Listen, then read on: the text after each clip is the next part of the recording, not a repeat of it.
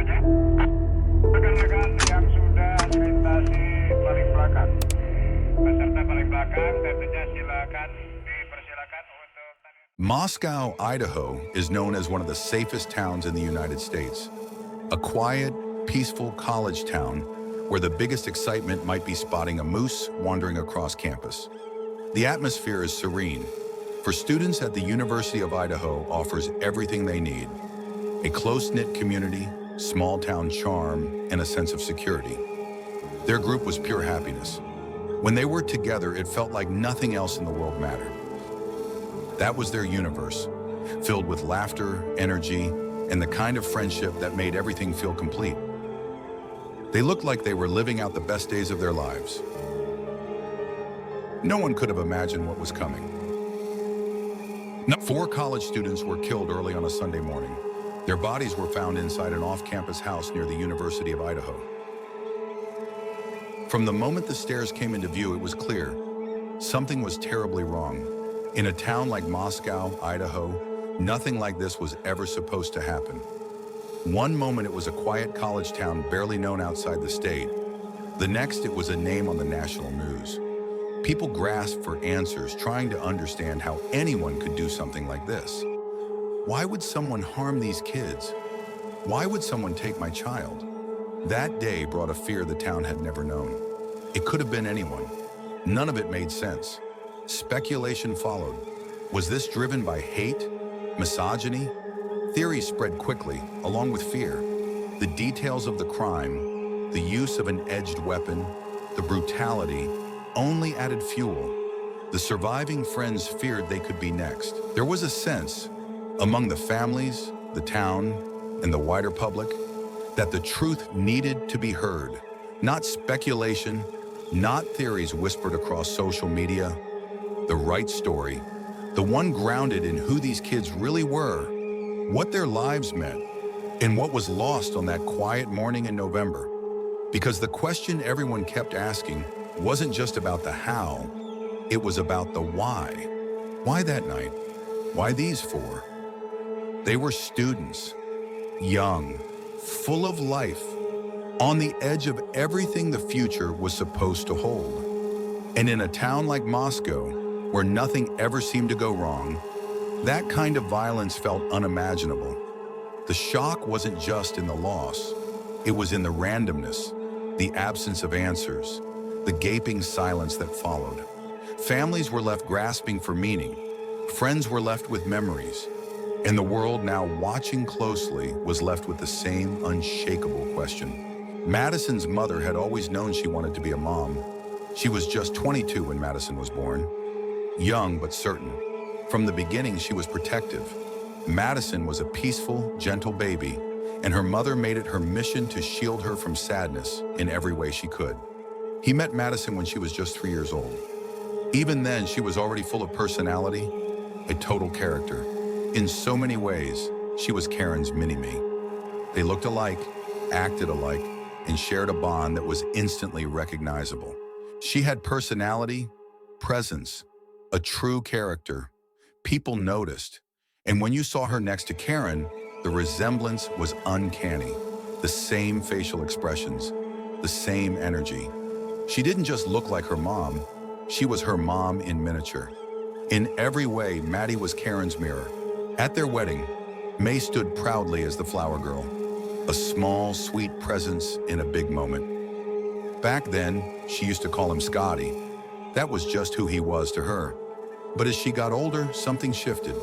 One day, while introducing him to her friends, she simply said, "This is my dad." It wasn't planned or prompted. It came naturally.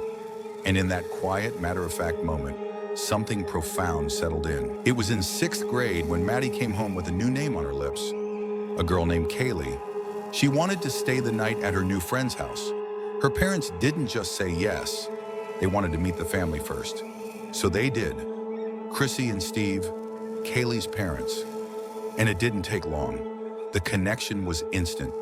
There was something warm and familiar in the way their families came together. From that day forward, it felt like more than just a friendship between 2 girls. It was the beginning of a bond between 2 families. And Maddie, She had found someone who would grow to be like a sister. They were inseparable. Listening to them, you might have mistaken them for sisters. One moved through the world at full speed, talking fast, laughing loud, never slowing down. The other was quieter, steady, letting the noise settle before adding just a few words. But those few words always mattered. It was a rhythm, a balance, the kind of connection that seemed unshakable. There was a day their teacher wasn't around. The classroom sat in silence, unusually still. The usual spark, that back and forth energy, was gone. Without it, the room felt different, heavier, almost hollow. From 6th grade on, there was hardly a moment it wasn't the two of them. They planned their futures side by side, even applying to the same colleges. Separation was never part of the plan. They had already made their decision. The University of Idaho. It was the next step they had been waiting for, and their excitement was impossible to miss. For them, it was more than just college. It was the promise of staying together, of carrying that bond into the next chapter of their lives. Everything about it seemed right. The campus, the future ahead, the chance to grow while still holding on to what they had. It felt like the perfect fit, and there was every reason to believe they would be safe there. At that time, it was less about academics and more about the sorority experience. They knew exactly what kind of college life they wanted. Both joined Alpha Phi and became pledge sisters. Pranks were Kaylee's specialty, and she never missed a chance to pull one. One time, she glued her top lip to her nose with nail glue, just so she could prank her boyfriend into thinking a lip filler had gone horribly wrong. She thought it was the funniest thing, and she committed to it completely. That was just her. There were always little stunts, little jokes. She lived for those moments, pulling everyone in, then laughing it off with a quick, "Just kidding." That was her joy, making people laugh, turning ordinary days into stories you couldn't forget. Maddie was one of the first people to make others feel truly included at the University of Idaho. She stood out, one of the older girls, confident, pretty, and quick with a sharp, funny comment that made everyone laugh. There was an ease about her, the kind of presence that could make someone feel like they belonged right away. For many, that first connection with her was unforgettable. The moment when the university didn't feel so overwhelming anymore. Maddie was part of Pi Beta Phi. She and a few others were among the older girls in the sorority, confident in who they were and happy to have found each other. They saw themselves as best friends for life, and they carried that bond into everything they did. Emily and Santa naturally fell under their wing, drawn into that circle of energy and laughter. Santa especially stood out, wild, fearless, always ready to push the fun even further. She had a way of making friends with everyone. There was no such thing as a stranger. After move-in, the tradition was to gather on the lawn, each person standing to introduce themselves. Dozens of names came and went, but one stood out. A girl rose and said, "Hi, my name is Xana. It's like Xanax, but without the X." They were inseparable, hip to hip, through and through. No matter where they went or what they were doing, they stayed side by side, always together. She never bothered with makeup. Looks just weren't something she cared about. They would head out to parties in oversized sweatshirts, never dressed to impress in the way people might expect. On the surface, it looked effortless, like appearances didn't matter at all. But underneath, there was a quiet confidence in it. They cared, just not in the obvious ways. It was less about trying to look perfect and more about being comfortable, being themselves and standing out because of that. Sigma Chi had just rushed a new group of freshmen, and word spread fast. Two tall, good-looking twins had joined. Everyone was curious. When Ethan and Hunter finally appeared, both towering at 6'4", their goofy energy filled the space instantly. It didn't take long, maybe 30 seconds, before the laughter started. From that moment, it felt like the perfect match, an easy connection that fell into place right away. "My name is Ethan Chapin. I'm a freshman from Mount Vernon, Washington." That was how he introduced himself. Straightforward, with an easy confidence. He talked about being excited for the class, how it tied into his career path, and how ready he was to dive in. Growing up, it was never just Ethan. He, his brother, and their sister, Macy, were like triplets in spirit. Ethan's personality stood out, almost magnetic. People were drawn to him, and in every group he naturally took the lead. There was always a plan, always something he had in mind to do, and the others followed without hesitation. He wasn't just outgoing, he was steady, reliable, the kind of person his siblings looked to without question. Hunter leaned on him, and so did Maisie. Ethan set the tone, and the rest of them fell into step around him. The three of them were inseparable. Rarely was there ever more than half a day when they weren't together. Their bond was constant, something that went beyond simple closeness. They had been raised with family at the center of everything. That value shaped them.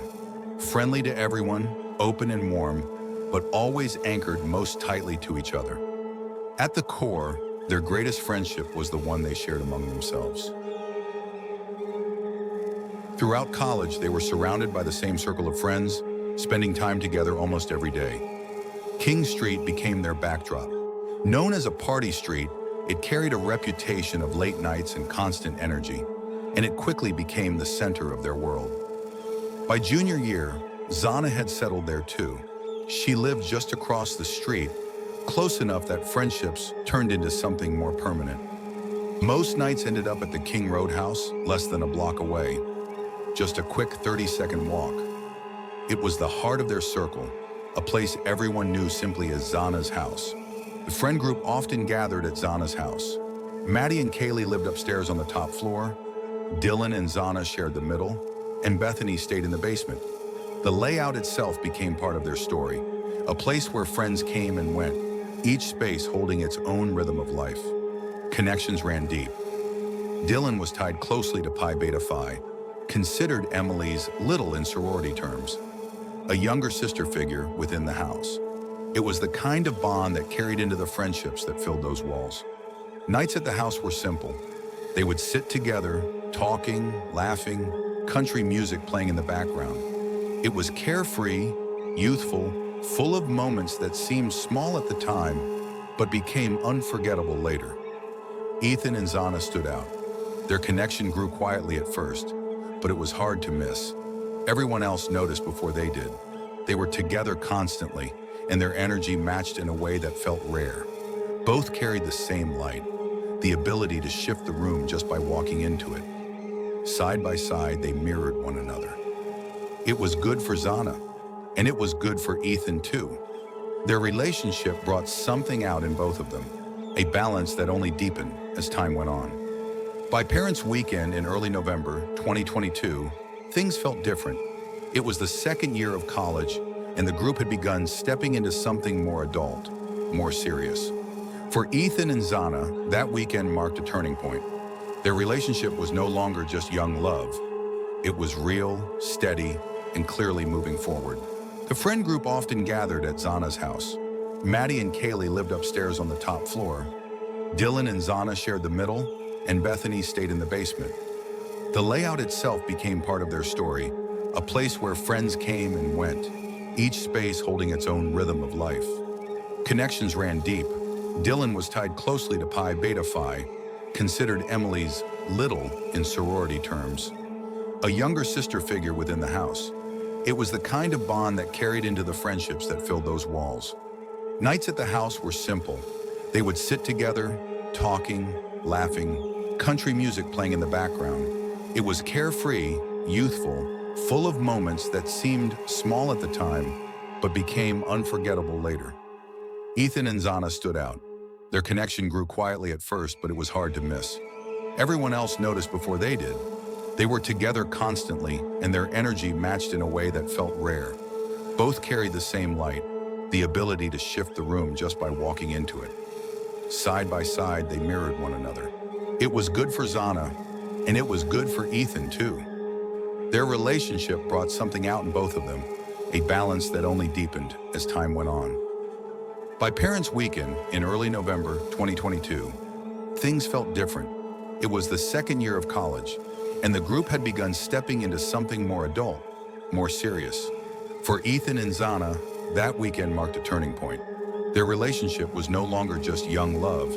It was real, steady, and clearly moving forward.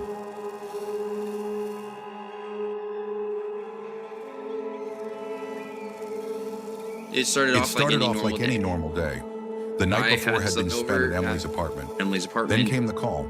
At first, it didn't seem like much. I mean, Dylan had got reached out. a She and call, Xana were close. She said something strange I had didn't happened during the night. really She think wasn't much sure of if she it. had been dreaming, but she felt scared. She asked if someone could come check the house. Dylan had called us. Dylan explained she was in the basement with Bethany. She had called She for and Xana a Xana, few times, they were but there was no roommates. response. Still, it didn't sound urgent. She was like, it wasn't unusual. something weird happened. Dylan had called before last when night. small things startled her. A noise in the house, a pan falling in the kitchen. Moscow wasn't the kind of place where people locked their doors or expected danger. It was quiet, safe, predictable. When the walk to Xana's house began, nothing seemed out of the ordinary. But on arrival, Dylan and Bethany stepped outside, their hands covering their mouths, their expressions frozen with fear. Their loss has been devastating, Inside, and others they were had bright already lights in our arrived. community. Henry Johnson The was four one of the victims first to were enter, found dead with around more noon just on steps Sunday, behind. November At the 13, time, Emily shared a place 2022, close by. in a house just When off the Dylan University called of and asked them to Idaho's come over, campus it wasn't after unusual. another roommate She had called done police. it before. The results of Moments being autopsies startled by indicated something that the four small, were stabbed asking multiple if the times boyfriends could come by. and were likely It asleep was never anything during serious. the attack. A Some pan had might have defensive fallen, wounds, or a sound echoed in the house. and there was no sign in of Moscow, it sexual wasn't assault. the kind of town Police where say people all worried. four had been out Doors until stayed about unlocked. 2 that morning Life felt before safe. returning home. When the call Documents came show this Xana time, Kernodle it didn't was sound awake urgent. around 4 The a.m. walk to Xana's She house was on began without TikTok concern. and ordered But food on through arrival, the app Dylan and Bethany DoorDash. stepped outside. One of the surviving Their hands roommates covered told their mouths, officers their she expressions woke up frozen in and shock. heard what she thought The was look said crying more from than words Kernodle's could. room Inside, about others were already 4:17 in the present. morning. Henry A Johnson security had entered camera ahead, about 50 feet and the from the rest wall followed of only moments Kernodle's later. bedroom The picked up feeling inside distorted the house audio was of what immediate. sounded like a whimper, Something was wrong. followed by a The air loud was thud heavy, and a and dog the sense barking. of unease The settled roommate quickly, says she opened almost her before door a word and was saw a spoken. man in black The clothing stairs and a were mask. just to the left of the front Court door, documents leading say up to that the living man room. walked by At her the far end of the and out of a hallway back was Xana's sliding room. glass door. Hunter moved ahead, The roommate Emily then close locked behind. herself in her room. The moment the threshold was crossed, there was a push back outside. Hunter's voice cut through. "Get out! Somebody's calling." He had the presence of mind to keep the situation calm. Instead of saying the full truth, he softened it. His words were careful. "Tell them there's an unconscious person." That choice spared the others from the immediate weight of reality. It kept the worst of it from them, at least for a moment. The call to 911 fell to Dylan. Overcome and hysterical, she struggled to get words out. The phone had to be taken from her just to keep the operator on the line. The dispatcher repeated the same question. "What's the address? What's the address?" The reply came. 1122 King Road. When asked what had happened, there were no clear answers, only fragments of confusion. Hunter's expression told more than his words. Shaking his head, he finally said it. There was no pulse. Even then, disbelief lingered. The hope remained that paramedics would arrive, revive them, and somehow set things right again. The scene outside the house grew heavier as time passed.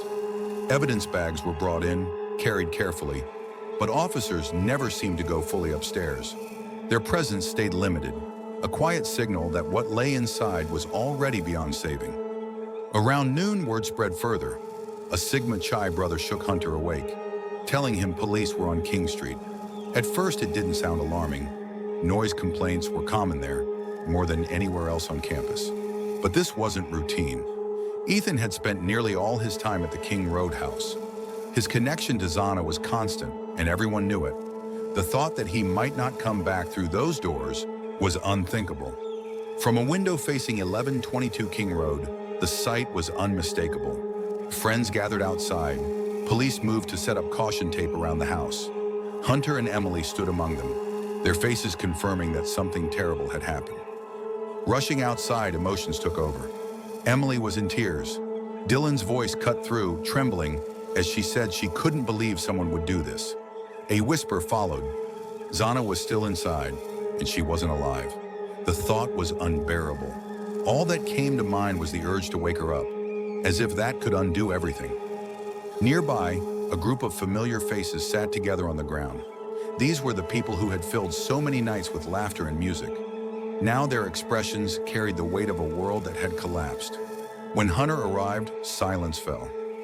Everyone knew the truth would have to be spoken aloud. The words were almost impossible to process.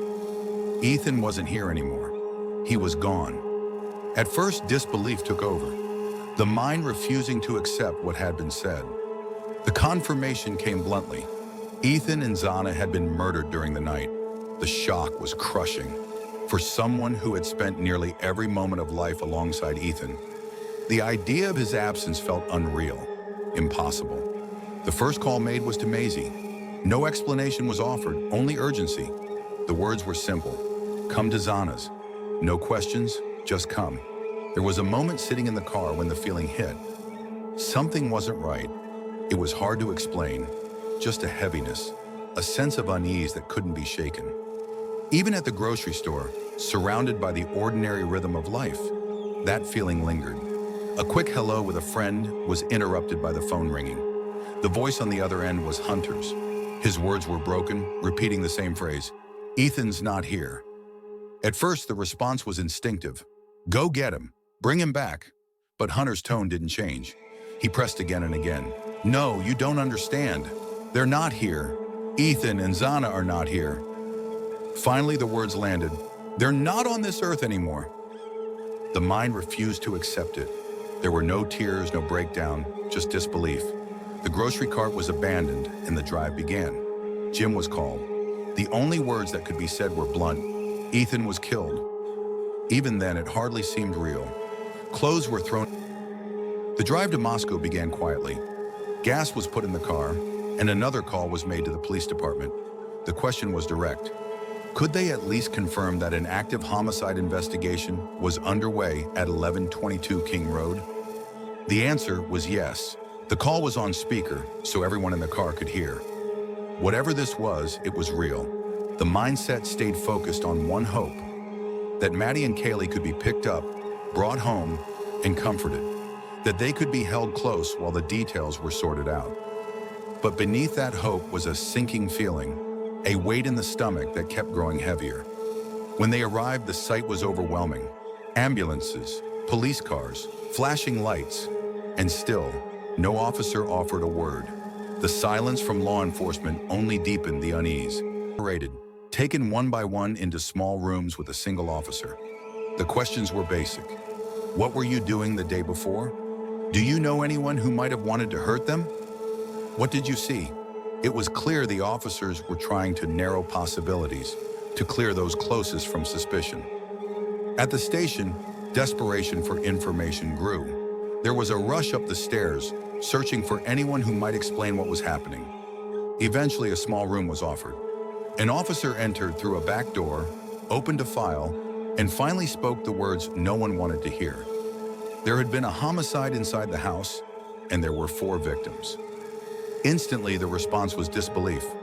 4 victims. It didn't make sense. None of it did. The words came slowly. Maddie was a victim. The question followed immediately. What about Kaylee? The answer was the same. Kaylee was also a victim. Anger took over. It felt impossible, unreal. This was Idaho. Things like this didn't happen here. They happened on the news far away, in other states, other places.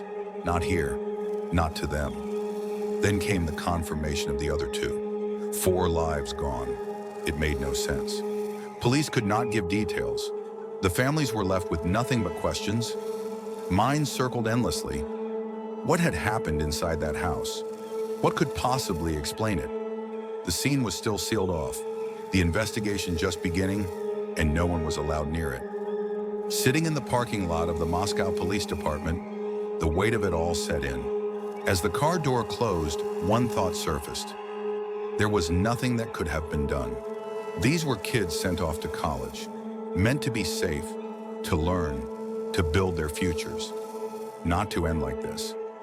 By that afternoon, reporters were already on the scene.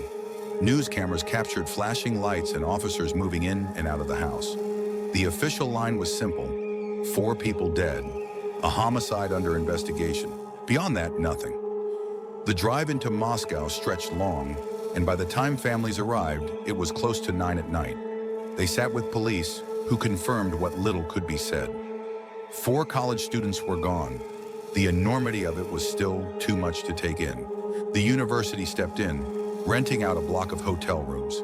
After leaving the station, the families collected a few belongings and went there together. In the lobby behind the sliding glass doors, Grief poured out. There was no hiding it, no containing it. Rooms were adjoining, but no one slept alone. They ended up in one room, laying side by side, searching for comfort in the presence of each other. There were no words that could match the moment, only silence broken by sobs and the same questions repeated. What happened to them? What happened to Ethan? No one slept. The shock stretched into the night, into the next day, into days beyond. Fear settled in. The university told them the hotel was meant to keep those closest out of harm's way, to remove them from King Street. But even there, safety felt impossible. Emily, Hunter, Josie, Dylan, Bethany, all gathered, all haunted. For some, that was the moment the tears finally came, when it was spoken aloud to parents, when it had to be faced. The grief was crushing. Hunter seemed ghost-like, frozen in shock. Emily worried about him constantly. Everyone did, but each of them was broken in their own way. The reality had sunk in. The horror was real. That first night was filled with terror. Every sound, every creak of the hotel walls felt like danger. Sleep was impossible. The fear of the unknown pressed down hardest of all.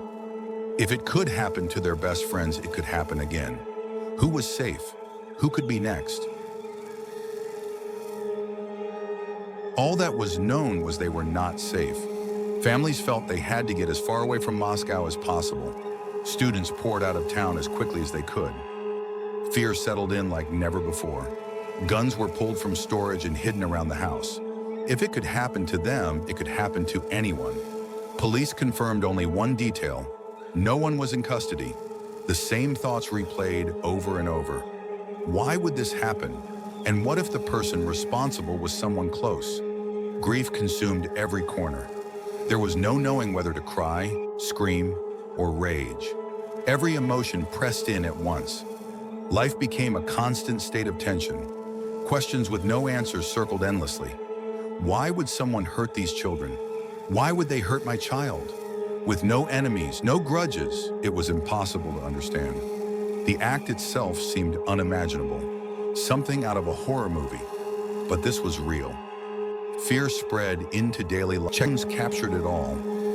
Dylan and Maddie filled a camera roll with playful pictures. Outside, more photos were taken. Everyone dressed up, smiling, frozen in that moment. Kaylee had texted one of the images. Maddie lifted onto her shoulders, a snapshot the world would later see. For them, it was just another happy memory. That weekend ended with love, a FaceTime call. Goodbyes, hugs, the words "love you." It was the last time they were seen alive.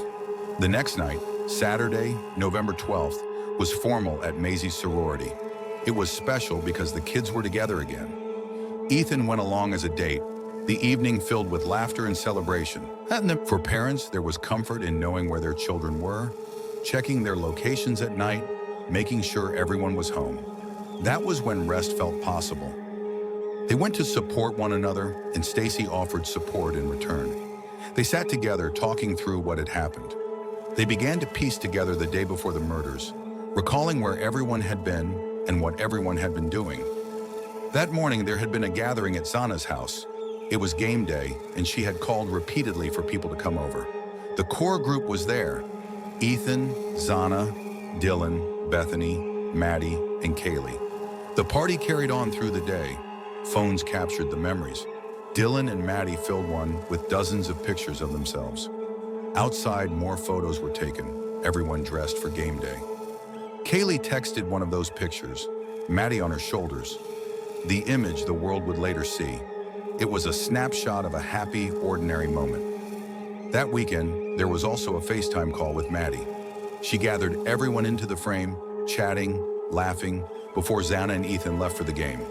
The last words exchanged were, "Love you, bye," followed by a hug. It was the final time they were seen alive. On Saturday, November 12th, there was a full formal at Maisie's sorority. It was special because the kids were all together. Ethan attended as a date, joining in the celebration. Parents checked Life 360 before bed, reassured knowing their children were safe at home. It felt good, a night without worry. Everyone left around 9, returning to Greek housing. Some stayed in, others went out. Ethan texted Maisie to come hang out, ending with, "I love you," words they rarely said. After the formal, a party was held at Sigma Chi, the lodge party. Some attended briefly, while others, already tired, skipped it altogether. That night, Ethan and Xana stopped by a fraternity room, then headed back to Xana's house. One student had volunteered to be sober, bro, giving rides where needed. Moving in and out of houses, he last saw Xana as she left Sigma Chi. She teased him for never visiting her place, words that became his deepest regret. Kaylee and Maddie spent their evening at the Corner Club, the local bar. They were expected home late. Questions quickly formed. Was anyone unusual at the bar that night? Was anyone watching at Sigma Chi? Could someone have been targeting them? For many, the need for answers grew overwhelming. A student journalist for the University of Idaho began writing about the tragedy. For locals who knew Xana since childhood, the weight of it all was crushing. To them, it was more than a headline. It was personal. The last time Xana was seen, she was leaving Sigma Chi. She joked about never getting visits at her place, asking for more time together. It became a lasting regret. Kaylee and Maddie spent the night at the Corner Club, the town's main bar, returning home late. Questions followed. Was there someone unknown at the bar? Was anyone targeted at Sigma Chi? Who could have done this? Students on campus were shaken. Many no longer felt safe. For locals who had grown up with Xana, the tragedy felt even heavier. To them, it wasn't just another story. The 4 victims had touched countless lives. Nearly everyone knew them or knew of them. News outlets rushed in. Local reporters, more accustomed to covering arts, agriculture, and community stories, suddenly found themselves at the center of a homicide investigation.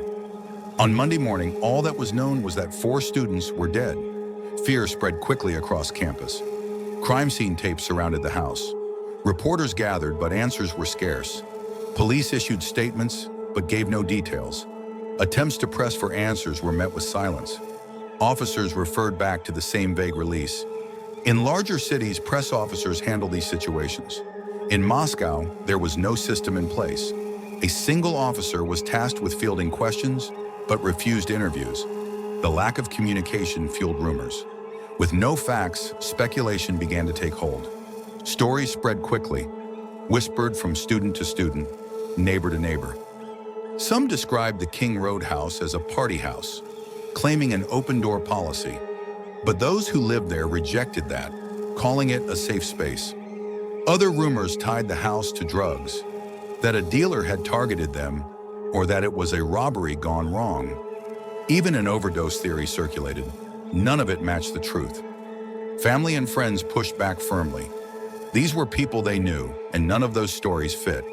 Within days, Moscow was swarming with reporters. By Sunday, there were only local crews. By Tuesday, national outlets filled the streets, arriving even before police held their first press conference. The first instinct was to get into town, see the house, and call police. Crime scene tape blocked the road, reporters were already there, and questions filled the air. Who were the students? What happened? How did they die? Among reporters, speculation ran quickly. Who could be called? Who would give answers? That first day, Moscow police issued a statement. It said little. On Tuesday, when questions were asked again, officers referred back to the same release. Questions were being taken, but not answered. In larger cities, a press officer handles communication. In Moscow, that role fell to a single officer who refused interviews.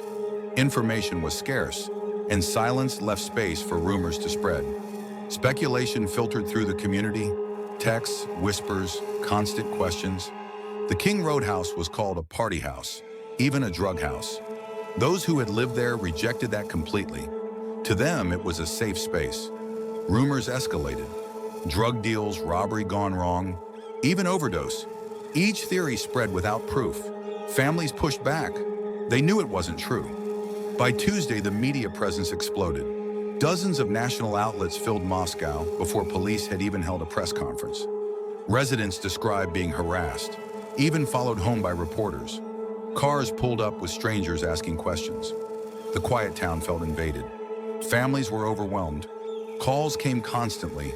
Reporters filled voicemails, messaged on social media, even showed up in person. It became impossible to leave the house without being approached. Every trip outside brought another request for an interview. Grief and shock were now met with pressure. Families had no answers themselves and no desire to speak publicly. Private lives were suddenly national headlines. The weight of unwanted attention made mourning even harder. Meanwhile, fear on campus grew. No suspect had been named, no arrests made. Parents called daily, desperate for answers. Life had been simple. Suddenly, it was the center of national attention. A quiet home turned into the focus of the entire country. The University of Idaho was shaken by the deaths of 4 students. With no suspect in custody, fear spread across campus. Parents demanded answers. Leaders admitted they were unprepared. In nearly 30 years of higher education, nothing had prepared them for this. Moscow was not a place where major crimes happened. The last homicide had been years earlier. The city had no communication plan. For the first 3 days, it was the mayor speaking with reporters, struggling to explain what little was known. The mayor found himself as the point of contact for the press. He said police believed the attack was targeted, that the rest of the community was safe. But questions followed. How could they know that, with a killer still free? 2 days had passed and there was still no press conference. The frustration grew. People wanted to hear directly from police. Finally, the department stepped forward. Chief James Fry addressed the public. He offered condolences to the families, the university, and the community. He admitted he should have spoken sooner. He promised to remain visible and share what information could be given. He said he cared about the community and about finding answers. Then came the facts. The homicides had occurred in the early morning hours of Sunday, November 13, inside the King Road residence. The revelation was blunt. All 4 students had been stabbed to death. No weapon had been found, but police confirmed that the manner of death was homicide by stabbing. It was a chilling detail, because stabbing is not detached, it is not distant, it is intimate. A crime committed up close, face to face. One of the first calls families received from police only confirmed what little was known. It was a sharp object. Those words carried their own weight, a knife. There was no other way to understand it. For families, that moment became a turning point. It wasn't abstract anymore. The horror had formed, a method, an image that would never leave their minds. Parents described the way the news played in their heads, the way their imaginations filled in the details. Pictures of that morning, of the crime scene, of what those kids must have endured. The blood outside the house, the silent evidence of violence left behind. These images carved themselves into memory, replayed over and over. The thought of what the victims suffered was unbearable. The brutality of it spoke to something darker, something almost unthinkable. What kind of psychopath does this? One parent asked. 4 young lives taken in a way so personal, so violent, that it was hard to imagine the person behind it. That fact alone deepened the fear. Whoever committed these murders was still out there. Police said they didn't believe the wider community was at risk, but it was impossible not to wonder. A killer capable of something like this had not been caught. Until then, the threat remained. Chief James Fry tried to reassure the public. He urged people to be aware of their surroundings, to watch out for one another, and promised that every effort was being made to solve the case. Then he opened the floor for questions. Reporters pressed hard. Were the other roommates home during the attack? The answer was yes. Others had been inside the house, but investigators refused to focus solely on them. Attention, they said, was on everyone who had come and gone from that residence. Was it a hostage situation? Another reporter asked. No, came the response. It was not. But then came the detail that unsettled everyone. Surviving roommates had been present in the house during the killings, sometime around 3 or 4 a.m. Yet the 911 call wasn't made until nearly noon. Reporters pushed. How could that be explained? Police hesitated. They had not called them witnesses. They had only said they were there. Why the delay? No one knew. That too was under investigation. Questions continued. Was the same weapon used on all 4 victims? Police deferred. The autopsies would confirm the details. For now, the evidence remained sealed. The conference ended with the same refrain. Thank you, no more questions. Police promised to keep the community updated, to continue their work alongside state and federal partners. They pledged to do everything possible to bring justice to the victim. Breaking news shook the investigation.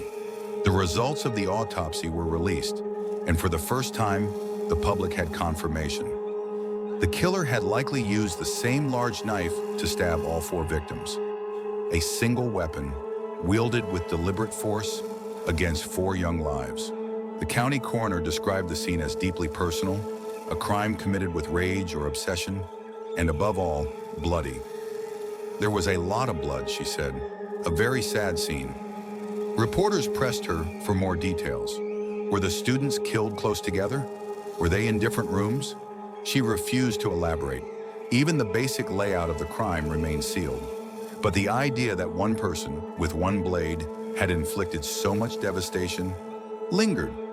For families and friends, that question burned. Did they know the killer? Was this someone close, hidden in plain sight? Anxiety began to blur into obsession. Social media became a constant feed of speculation, a digital town square where everyone, friends, strangers, and self-declared sleuths, tried to solve the case themselves. It didn't take long before one piece of footage rose above the noise. A grainy live stream from the early hours of November 13th, captured outside Moscow's late-night grub truck. On most weekends, the bright yellow truck was the last stop for hungry students. It streamed its feed online, a quirky tradition in a small college town.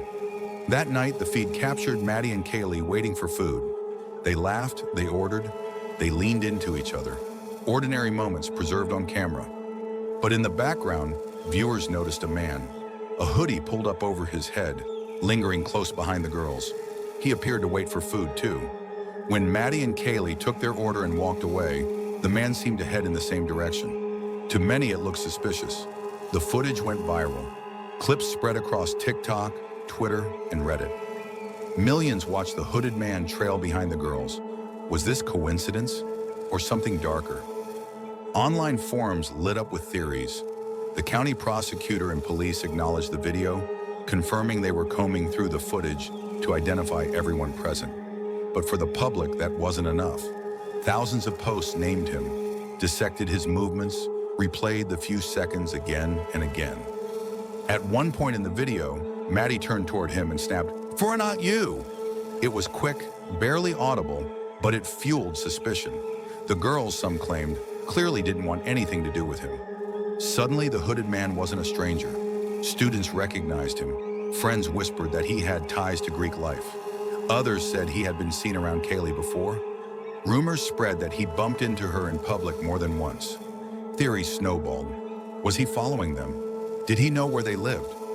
Some said surveillance from earlier that night showed him standing near the girls inside the corner club bar. Screenshots and blurry frames circulated widely, each one treated as evidence. Calls poured into police hotlines. Some even came from students who knew the hooded man by name. In the true crime community, his identity spread quickly. YouTube channels, Facebook groups, and TikTok threads began pointing fingers before investigators could confirm anything. Social media transformed into a crime scene of its own. Facebook groups grew into thousands of members overnight. Reddit threads spun endless theories. TikTokers stitched videos together, pausing frames, circling figures, narrating their suspicions. A digital wildfire of speculation burned hotter by the hour.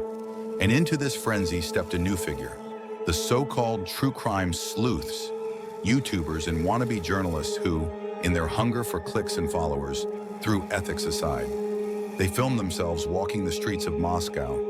They dressed as students and wandered dorms, pretending to belong, hoping to overhear conversations. They trespassed, they harassed, and they presented their findings online as if they were breaking news. For the victims' friends, it was unbearable. Their lives had already been ripped apart, yet now private photos and memories were being pulled into the open. Pictures from inside the house surfaced online. The living room, the bedrooms, even speculation about the backyard window with a missing screen and a cinder block underneath. Sleuths pointed to it as a possible entry point. Even those who wanted to stay away couldn't. TikTok became addictive. Hour after hour, students scrolled through theories, images, maps, speculations. One student recalled, "I think I was still in denial, but seeing everything all over social media, that was hard." The hysteria reached a breaking point. A particular YouTuber began releasing near-daily videos, naming people. The speculation surrounding the murders of Ethan, Xana, Maddie, and Kaylee didn't just ripple through Moscow. It surged like a tidal wave, pulling in everyone even loosely connected to the victims. Almost overnight, suspicion became a language spoken by thousands of strangers on the internet, and rumor hardened into what many treated as fact. One of the earliest threads of gossip focused on the fraternity house across the street. Ethan had been a member of Sigma Chi, a fraternity with deep roots on the University of Idaho campus. That night before the killings, he and Xana had attended a Sigma Chi party, the last time many saw them alive. Online communities seized on this detail immediately. To outsiders, it felt like too much of a coincidence, too close to ignore. Theories began to swirl. Someone from the fraternity had followed them home. Someone from inside Sigma Chi had been involved. Within hours, a narrative was forming, not from evidence, but from whispers passed around TikTok, Reddit, and Facebook groups. For Hunter Johnson, one of Ethan's closest friends, the storm was personal. He wasn't just in mourning, he was suddenly being targeted. His social media profiles, once filled with casual photos and memories of campus life, became exhibits for strangers hunting a suspect. His Facebook inbox filled with accusations so venomous they felt surreal. Messages accused him of conspiring to commit the murders. Others insisted he had planned the crime years earlier. Some went further still, posting photos of his family's cars, the front of his house, even his parents' workplaces. In one terrifying shift, his grief was overshadowed by dread. "I was fearing for my life," Hunter later admitted, but for a completely different reason. The fire grew hotter when a body cam video was released. Weeks before the murders, police had responded to a noise complaint at the King Road house. In the footage, Hunter answered the door. His wrist bore plastic zip ties, a harmless prop from a drinking game. But online, that single image ignited another conspiracy. Clips were slowed down, zoomed in, replayed endlessly. Threads christened him Wrist Tie Guy. To the outside world, it became proof of something sinister. To Hunter, it was a nightmare. The reality was simple. The game was called Champagne and Shackles. Two players were zip-tied together until they finished their drinks. But the truth didn't matter anymore. The story had already been written for him. As days passed, the speculation mutated. New facts appeared out of nowhere, often invented by strangers chasing clicks. Some claimed Ethan's best friend had checked his pulse and prevented others from entering the room. Others insisted he was the one who had called 911. Each falsehood carried weight once amplified online, turning Hunter from victim into villain in the eyes of millions. TikTok videos about him racked up millions of views. Strangers commented, "We know what you did. We'll find you." For Hunter, the weight was unbearable. "I lost a best friend," he said, "and people thought I killed him." But Hunter wasn't the only target. The circle widened, pulling in almost everyone who had been close to the victims. Dylan and Bethany, the two surviving roommates, became focal points for suspicion. Online sleuths dissected their actions down to the smallest detail. How could they not hear anything, people demanded. How could they sleep through it? Entire threads speculated that the roommates were complicit, that they had staged the scene, or that they had lied about what happened. Their names were dragged through the mud, their faces plastered across headlines they had never agreed to. Then it was the boyfriends. Maddie's boyfriend, Jake, became another unwilling target. His social media was flooded with accusations, every photo and post reinterpreted as evidence. The harassment grew so intense that he began staying with friends for safety, convinced that someone might try to confront him in person. Meanwhile, Kaylee's longtime boyfriend, Jack, faced his own persecution. Reporters staked out his home. Cameras trained on him as though he were already guilty. Strangers online declared him the killer. Friends of Kaylee recoiled at the lies. "She thought the best of Jack," one said. "She looked at him and just knew how great of a person he was. To see his name dragged like that, it was hard to imagine her hearing those lies." The collateral damage was staggering. Grieving young people, already shattered by loss, now carried the added weight of suspicion. Families of the victims watched as strangers turned their children's closest friends into suspects. The internet's hunger for answers had become its own kind of cruelty, blurring the line between rumor and fact until even those who had nothing to do with the crime feared for their lives. Eventually, the Moscow Police Department had to intervene. At a press conference, the chief of police addressed the rumors directly, his voice measured but firm. "We do not believe the following individuals are involved in this crime," he said. Then one by one, he read the names. The 2 surviving roommates, the man seen at the grub truck food vendor, and others. It was a rare moment of clarity in a case drowning in noise. But for many of those falsely accused, the damage was already done. Their reputations had been shredded, their safety compromised, and their grief buried beneath the weight of suspicion. The weeks after the murders dragged on in silence and speculation, police had no suspect in custody. They had not found the murder weapon. The only confirmed detail was chilling in its simplicity. 4 young students had been brutally killed, and the killer was still out there. A single note in the police statement that a man in a white hoodie had been seen became another seed for rumors, another image for strangers online to pick apart endlessly. Officials tried to push back. They knew the firestorm was burning out of control. At press conferences, investigators began publicly clearing names. They weren't addressing every rumor, but they were making lists, identifying people who had nothing to do with the crime. To the outside world, it was unusual. Police don't normally spend so much time saying who didn't commit a murder, but in Moscow, it was necessary. Strangers online were doxing, accusing, and harassing anyone connected to the victims. For some, the clearance came too late. Friends of the victims were forced to leave campus, delete their social media, even quit their jobs. The harassment had grown unbearable. The fallout highlighted a brutal truth. The internet may run on theories, but real people pay the price. Many who were targeted had to live in hiding. Some received daily death threats. Others watched as their families' names, addresses, and workplaces spread across forums. "People don't understand," one said later. "What you do online has